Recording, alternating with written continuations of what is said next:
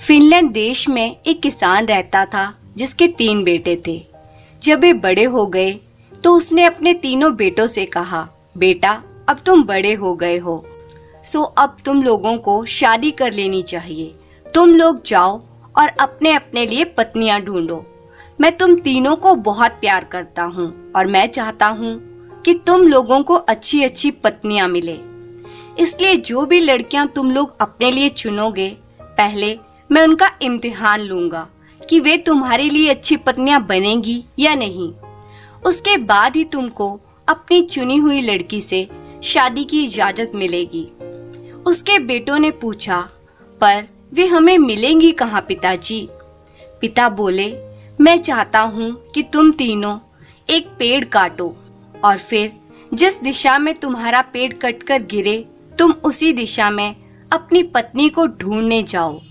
अगर तुमको उस दिशा में बहुत दूर भी जाना पड़े तो भी मुझे यकीन है कि तुमको अपनी पत्नी मिल जाएगी।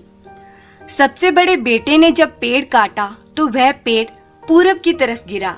वह बोला, यह तो बहुत अच्छा है। मुझे मालूम है कि पूरब में एक बहुत प्यारी सी देहाती लड़की रहती है। मैं उसके घर जाऊंगा और उसको अपने साथ शादी करने के लिए मनाऊंगा और फिर उससे शादी कर लूंगा। बीच वाले बेटे का कटा हुआ पेड़ पश्चिम की तरफ गिरा तो वह भी बोला, यह तो बहुत अच्छा है। मुझे भी मालूम है कि पश्चिम में एक बहुत प्यारी सी देहाती लड़की रहती है। मैं उसके घर जाऊंगा, उसको अपने साथ शादी के लिए मनाऊंगा और फिर उससे शादी कर लूंगा। जब तीसरे सबसे छोटे बेटे ने अपना पेड़ काटा तो वह उत्तर की तरफ गया। यह देखकर उसके दोनों बड़े भाई हंस दिए, क्योंकि वे जानते थे कि उत्तर की तरफ तो केवल जंगल और बर्फ थी। उधर की तरफ कोई लड़की कहाँ होगी? वे बोले, तुझको तो किसी रेंडियर या भेड़िए से शादी करनी पड़ेगी, क्योंकि उत्तर में तो कोई लड़की ही नहीं है। फिर भी सबसे छोटा बेटा, जिसका नाम माइकल था, अपने पिता की इच्छा के अनुसार अपनी पत्नी ढूंढने के लिए उत्तर की तरफ चल दिया। दोनों बड़े भाइयों ने अपने पिता का खेत छोड़ा और उस लड़की के पिता के लिए कुछ भेंट ली जिससे वे शादी करना चाहते थे, और कुछ भेंट अपनी होने वाली पत्नियों के लिए ली ताकि वे उनको खुश कर सकें, और अपनी अपनी दिशाओं में चल दिए। माइकल भी जंगल में होता हुआ उत्तर की तरफ चल दिया। हालांकि वह जानता था कि उसको तो उधर कोई लड़की मिलने वाली नहीं है जो उसकी पत्नी बन सके। फिर भी वह उस जंगल में बहुत दूर तक चलता ही चला गया। आगे जाकर वह एक झोंपड़ी के पास आ पहुंचा। उस झोंपड़ी को देखकर उसका दिल तेजी से धड़कने लगा। उसको लगा कि शायद वह उत्तर में अपनी पत्नी पा सके। उसने झोंपड़ी का दरवाजा खटखटाया तो दरवाजा खुला। वह उसके अंदर घुसा तो उसने देखा कि झोंपड़ी तो खाली थी। वहां तो बस एक छोटी सी चूहिया एक मेज पर बैठी थी। माइकल अपने आप से बोला, अरे यहाँ तो कोई नहीं है। उस छोटी चूहिया ने कहा, मैं यहाँ हूँ माइकल। वह चूहिया वहाँ मेज पर बैठी अपने छोटे पंजों से अपनी मूछें संवार रही थी। पर तुम तो एक छोटी सी चूहिया हो। मुझे तो आशा थी कि मुझे यहाँ एक सुंदर सी लड़की मिलेगी जिसको मैं अपनी पत्नी बनाऊंगा। तब उसने उसको अपनी और अपने भाइयों की शादी के बारे में अपने पिता की इच्छा बताई। फिर वह बोला, मुझे मालूम है कि वे लोग तो शादी कर ही लेंगे, पर मैं भी ये नहीं चाहता कि मेरे पिता मेरी तरफ से ना उम्मीद हों कि मैं अपनी पत्नी नहीं ढूंढ सका। छोटी चूहिया बोली, तुम मुझे अपनी पत्नी बनाने के लिए क्यों नहीं कहते? यहाँ उत्तर में तो कोई लड़की रहती नहीं, पर मैं तुम्हें बहुत प्यार करूंगी और तुम्हारे लिए वफादार भी रहूंगी। माइकल ने उस छोटी चूहिया को अपने हाथों में उठाया तो उसने माइकल के लिए अपनी मीठी आवाज में गाना शुरू कर दिया। माइकल उसको और पास से देखने के लिए अपने चेहरे तक लेकर आया तो वह चूहिया उसकी उंगलियों पर चढ़ गई और अपनी छोटी सी नाक से उसके गाल सहलाने लगी। माइकल उस छोटी सी चूहिया को पसंद किए बिना नहीं रह सका। इसके अलावा वह अपने पिता को नाउम्मीद भी करना नहीं चाहता था। वह बोला, ठीक है ओ छोटी चूहिया, मैं अपने पिता से जाकर कह दूंगा कि मुझे अपनी पत्नी मिल गई। यह सुनकर चूहिया बोली, पर तुम्हारे लिए एक चूहिया से शादी करना बहुत मुश्किल होगा। ऐसा करते हैं कि मैं यहीं ठहरती हूँ, तब तक तुम अपने पिता को इस खबर के लिए तैयार करके आओ। माइकल की समझ में आ गया कि वह चूहिया ठीक कह रही थी, सो वह चूहिया को वहीं छोड़कर अकेला ही घर वापस लौट गया। सबसे बड़े भाई ने कहा, मेरी वाली की तो बहुत सुंदर आंखें हैं। बीच वाले भाई ने कहा, और मेरी वाली के तो बाल और मुस्कान दोनों ही बहुत सुंदर हैं। तुमको शादी करने के लिए कोई लोमड़ी या भेड़िया मिला क्या? दोनों भाइयों ने माइकल से इतने जोर से कहा ताकि उसके पिता भी सुन लें। तुम लोग मेरी चिंता मत करो, मुझे तो एक बहुत ही प्यारी और नाजुक सी चीज मिल गई है और वह मखमल के कपड़े पहनती है। मखमल के कपड़े कहकर उसके दोनों बड़े भाई जोर से हंस पड़े। तुमने तो लगता है कि उस उत्तरी जंगल और बर्फ में कोई राजकुमारी ढूंढ ली है। माइकल बोला, हाँ, राजकुमारी मखमल के कपड़े पहने हुए, बिल्कुल राजकुमारियों की तरह ही है। और जब वह मेरे लिए गाती है तो उसकी मीठी आवाज तो मुझे बहुत ही अच्छी लगती है। यह सुनकर उसके दोनों बड़े भाई उससे जलने लगे कि उनके छोटे भाई को उत्तर में भी इतनी अच्छी लड़की मिल कैसे गई, पर इसमें वे क्या कर सकते थे। कुछ दिन बाद पिता बोले, मैं अभी भी यह तय नहीं कर पा रहा कि किसको सबसे अच्छी पत्नी मिली है, इसलिए मैं चाहता हूँ कि मेरी हर एक बहू मेरे लिए डबल रोटी बनाए ताकि मैं ये देख सकूं कि वह तुमको ठीक से खाना खिला सकेगी या नहीं। सुनते ही दोनों बड़े भाई अपने छोटे भाई माइकल से बोले, मुझे मालूम है कि मेरी वाली सबसे अच्छी डबल रोटी बनाएगी, पर माइकल तुम्हारी राजकुमारी क्या करेगी? माइकल बोला, यह तो मुझे उससे पूछना पड़ेगा, पर असल में तो वह चिंता कर रहा था कि उसकी चूहिया डबल रोटी बनाएगी भी तो कैसे। फिर भी वे तीनों भाई एक साथ घर से निकल पड़े अपनी अपनी होने वाली पत्नियों से डबल रोटी बनवाने के लिए। छोटी चूहिया ने जब माइकल को वापस आते देखा तो वह तो गाने नाचने लगी, और जब उसने आकर उसे बताया कि उसको डबल रोटी बनानी है तो वे हंस दी। माइकल बोला, मैं तो तुमसे ये कहते हुए डर रहा था कि तुम डबल रोटी बना दो। वे फिर हंसी और एक छोटी सी घंटी बजाकर बोली, तुमको तुम्हारी डबल रोटी जरूर मिलेगी माइकल, बस जरा सा इंतजार करो। माइकल ने देखा कि छोटी चूहिया की घंटी बजाते ही दरवाजे से सैकड़ों की तादाद में चूहे चले आ रहे हैं। छोटी चूहिया ने उनसे कहा, तुम सब जाओ और गेहूं के सबसे बढ़िया वाले दाने लेकर आओ। वे सब चूहे तुरंत ही वहां से भाग गए और कुछ ही देर में गेहूं के सबसे बढ़िया वाले दाने लेकर वहां आ गए। छोटी चूहिया ने उन गेहूं के दानों से डबल रोटी बनानी शुरू कर दी। माइकल बड़े आश्चर्य से उस छोटी चूहिया को उन गेहूं के दानों से रोटी बनाते देखता रहा। अगले दिन तीनों भाई अपनी अपनी डबल रोटियों को लेकर अपने पिता के पास पहुँचे। सबसे बड़ा भाई राई की बनी डबल रोटी लेकर आया था। बीच वाला भाई जौ की बनी डबल रोटी लेकर आया था।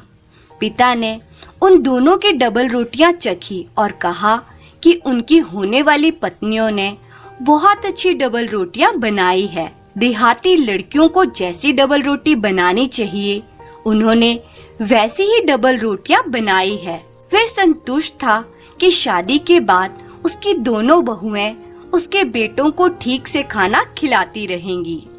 तब माइकल ने अपनी सफेद डबल रोटी अपने पिता को दी। पिता ने उसको भी देखा और चखा तो बोले, अरे यह तो बहुत सुंदर सफेद डबल रोटी है। जरूर किसी अच्छी और महंगे अनाज की होगी। लगता है कि तुम्हारी होने वाली पत्नी बहुत अमीर है। माइकल बोला, उसने तो बस घंटी बजाई और उसके नौकर उसके लिए डबल रोटी बनाने का आटा लेकर आ गए और उसने फिर डबल रोटी बना दी। दोनों बड़े भाई बहुत खुश हुए जब उनको पिता ने कहा, अब हम एक और इम्तिहान लेंगे। तुम सबकी होने वाली पत्नियों को एक काम और करना पड़ेगा। मैं देखना चाहता हूँ कि वे सिलाई भी कर सकती हैं या नहीं। तुम लोग उनके हाथ के बुने हुए कपड़ों का नमूना लेकर आओ। यह सुनकर दोनों बड़े भाई तो खुश थे, क्योंकि वे जानते थे कि उनकी होने वाली पत्नियां कपड़ा बुनना जानती थी। पर वे यह तो सोच भी नहीं सकते थे कि कोई राजकुमारी भी कपड़ा बुन सकती है। तो उनके छोटे भाई का क्या होगा? माइकल भी चिंतित था। वह भी यही सोचता था कि कोई चूहिया भी कपड़ा बुन सकती है या नहीं। फिर भी वे ये सोचकर मुस्कुराया कि अगर वे चूहिया कपड़ा ना भी बुन सकेगी तो भी कम से कम वे उस बोलने वाली चूहिया से फिर से मिल तो सकेगा। जब माइकल चूहिया के पास पहुंचा तो चूहिया उसको देखकर फिर बहुत खुश हो गई। वे तुरंत ही माइकल के खुले हाथों पर चढ़ गई और वहां नाचने लगी। माइकल बोला, मैं तुमको देखकर बहुत खुश हूँ चूहिया रानी, लेकिन क्या माइकल, क्या तुम्हारे पिता को कुछ और चाहिए? वे तुम्हारे हाथ के बुने हुए कपड़े का नमूना देखना चाहते हैं। क्या तुम कपड़ा बुन सकती हो? मैंने तो कभी सुना नहीं कि कोई चूहिया भी कपड़ा बुन सकती है। यह सुनकर चूहिया फिर हंसी और एक बार फिर उसने अपनी छोटी घंटी बजाई और एक बार फिर उसी दरवाजे से सैकड़ों की तादाद में चूहे वहां आ गए। वे अपनी राजकुमारी के हुक्म के लिए उसकी तरफ देखने लगे। चूहिया ने उनसे कहा, जाओ और सबसे बढ़िया अलसी की रुई लेकर आओ। जब वे अलसी की रुई ले आए तो उस चूहिया ने उस रुई का बहुत ही बढ़िया धागा काटना शुरू किया। धागा काटने के बाद उसने उसका बहुत ही बढ़िया कपड़ा बुना। वह इतना बढ़िया और बारीक बुना हुआ था कि उसने उसको बुनने के बाद एक डिब्बे में रख दिया। फिर वे माइकल से बोली, लो, इस डिब्बे को तुम अपने पिता के पास ले जाओ। इससे उनको पता चल जाएगा कि मैं कपड़ा भी बुन सकती हूँ या नहीं। जब तीनों भाई अपने पिता के पास पहुँचे तो दोनों बड़े भाई मुस्कुराए। उनको ऐसा लग रहा था कि जैसे उनके सबसे छोटे भाई के पास कोई बुना हुआ कपड़ा है ही नहीं। इसका मतलब यह था कि उसकी होने वाली पत्नी उनके पिता को खुश नहीं कर पाएगी। जबकि माइकल ने उस डिब्बे को जिसमें चूहिया का बुना हुआ कपड़ा रखा था अपनी जेब में रखा हुआ था। पिता ने दोनों बड़े बेटों के लाए हुए कपड़े देखे। उसने कहा, तुम लोगों की होने वाली पत्नियां तुम्हारे लिए अच्छा कपड़ा बनाएंगी और तुमको ठीक से कपड़े पहनाएंगी और गर्म रखेंगी। उनका काम सादा है पर समय के साथ साथ सुधरता जाएगा। फिर उसने माइकल से पूछा, बेटे, तुम्हारी होने वाली पत्नी के हाथ का बुना हुआ कपड़ा कहाँ है? क्या तुम्हारी होने वाली पत्नी भी तुम्हारे लिए कोई कपड़ा बुन सकी? माइकल ने अपनी जेब से डिब्बा निकालकर पिताजी को दे दिया। उसके भाई तो उसको देखते ही हंस पड़े।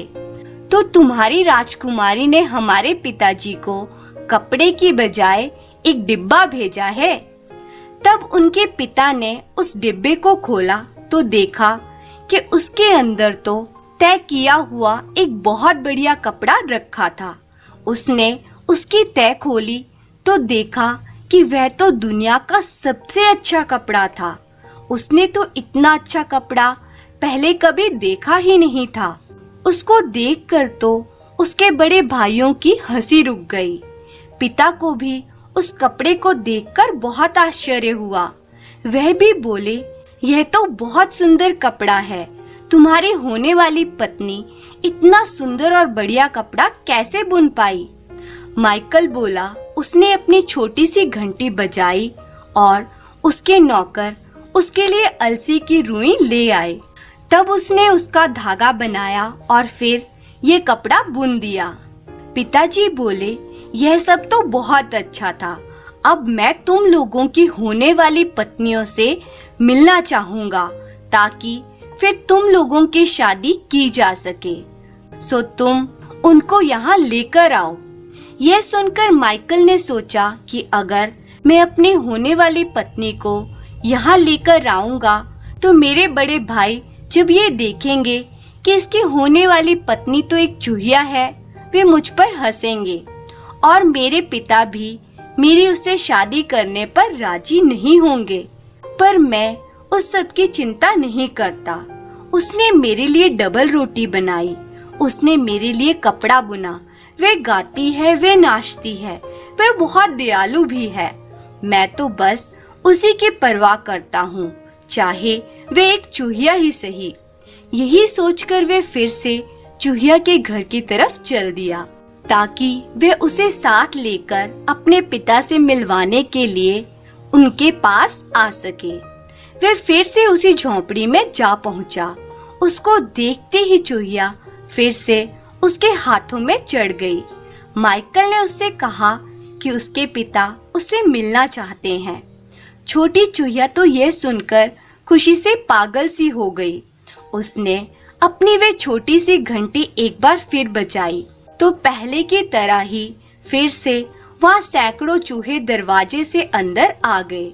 उसने उनसे कहा कि वे उसकी गाड़ी तैयार करें। चूहों ने छोटी चूहिया को गाड़ी में बिठाया और गाड़ी वहाँ से चल दी। माइकल भी मुस्कुराता हुआ अपनी होने वाली पत्नी की गाड़ी के साथ साथ अपने पिता के घर चल दिया। वे चूहिया से कहता जा रहा था, मेरे भाई मुझ पर हंस सकते हैं, यहाँ तक कि मेरे पिता भी शायद इस शादी से खुश नहीं होंगे, पर मैं इस बात की चिंता नहीं करता। मैं हमेशा तुम्हारी रक्षा करूँगा और तुम और मैं हमेशा खुश रहेंगे। मैं तुमको उसी तरह से रखूँगा जैसे कोई अपनी असली पत्नी को रखता है। जब वे जा रहे थे तो उनको एक नदी पार करनी थी और जैसे ही वो नदी पार करने लगे तो वहाँ हवा इतनी जोर से चल रही थी कि चूहिया नदी में गिर गई और गिरकर डूब गई। माइकल उसे गिरने से रोक भी ना सका। उसकी आंखों से आंसू बहने लगे। उसके मुंह से निकला, ओ छोटी चूहिया, मुझे तुम्हारे इस तरह पानी में गिरने का बहुत अफसोस है। तुम मेरे ऊपर कितनी मेहरबान थी। मुझे तुम्हारे साथ बात करना और तुम्हारा गाना बहुत याद आएगा। और अब जब तुम चली गई हो, मुझे तब पता चल रहा है कि मैं तुमको अपनी असली पत्नी की तरह ही चाहता था। जब वे ऐसा बोल रहा था तभी उसने देखा कि एक बहुत बड़ी सुनहरी गाड़ी जिसको दो बहुत सुंदर घोड़े खींच रहे थे नदी के किनारे आ रही थी। एक लंबा सा नौकर उस गाड़ी के पीछे खड़ा हुआ था। एक बहुत सुंदर लड़की उस गाड़ी में बैठी हुई थी। इतनी सुंदर लड़की तो माइकल ने पहले कभी देखी नहीं थी। उसने माइकल को पुकार कर कहा, माइकल, क्या तुम मेरे साथ मेरी गाड़ी में बैठना पसंद नहीं करोगे? मैं अपने होने वाले पति के पिता से मिलने जा रही हूँ। माइकल कुछ दुखी आवाज में बोला, नहीं, मैं नहीं बैठ सकता। मेरी होने वाली पत्नी तो यहाँ नदी में डूब गई है। उस सुंदर लड़की ने कहा, तुमने मुझे नहीं खोया है माइकल। मैं ही तुम्हारी वह छोटी चूहिया हूँ। मैंने ही तुम्हारे पिता के लिए डबल रोटी बनाई थी। मैंने ही तुम्हारे पिता के लिए कपड़े बुने थे। मैं अब तक एक जादू के जोर में थी जिसने मुझे एक चूहिया बना दिया था। जब तुमने कहा कि तुम मुझे प्यार करते हो, बस तभी मेरा वह जादू टूट गया और मैं फिर से आदमी बन गई। चलो अब हम तुम्हारे पिता के पास चलते हैं ताकि वे हमारी शादी की इजाजत दे दें। फिर वे माइकल के पिता के घर पहुँचे। वहाँ जाकर वे उन लड़कियों से मिला जो उसके भाइयों से शादी करने वाली थी। पिता ने सबको अपना आशीर्वाद दिया और अपने सब बेटों की शादी उनकी लाई हुई लड़कियों से करा दी। माइकल के दोनों बड़े भाई अपने पिता के खेत पर अपनी अपनी पत्नियों के साथ आराम से रहे। माइकल अपनी चूहिया से बनी राजकुमारी के साथ उसके राज्य चला गया। वहाँ वे जब तक जिंदा रहे खुशी खुशी रहे।